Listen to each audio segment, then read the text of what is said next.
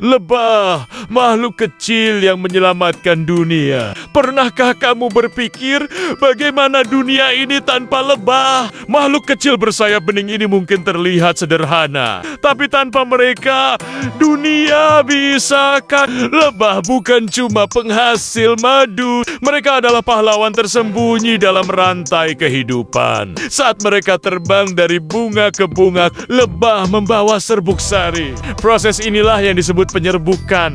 Tanpa penyerbukan, banyak tanaman tak bisa tumbuh dan berkembang. Bayangkan, lebih dari 75% tanaman yang kita makan setiap hari, sayur, buah, biji-bijian semuanya tergantung pada penyerbukan. Artinya, tanpa lebah, kita bisa kehabisan makanan. Bukan hanya manusia, tapi juga hewan, burung, dan seluruh ekosistem. Lebah hidup dalam koloni yang sangat terorganisir.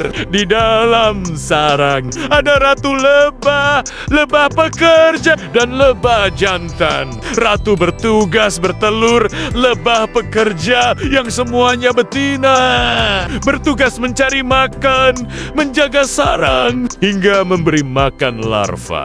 Mereka bisa terbang sejauh 5 kilometer hanya untuk mengumpulkan nektar. Tapi kamu harus tahu, lebah sedang terancam punah. Pestisida, polusi, perubahan iklim, dan hilangnya habitat alami membuat populasi lebah terus menurun. Ironis, karena kita justru sangat bergantung pada mereka. Bahkan ada istilah dari Albert Einstein yang terkenal meskipun masih diperdebatkan, katanya, jika lebah menghilang dari permukaan bumi, manusia hanya akan bertahan hidup selama 4 tahun. Itu menunjukkan betapa pentingnya peran lebah. Bukan lebah yang butuh manusia, kitalah yang butuh lebah. Jadi, apa yang bisa kita lakukan?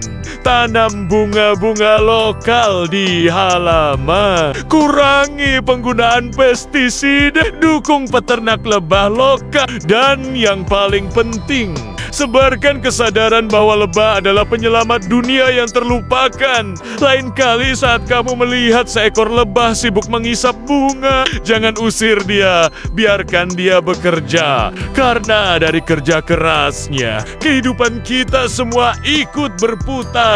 Dan dari semua hal luar biasa tentang lebah, kita bisa belajar satu hal penting.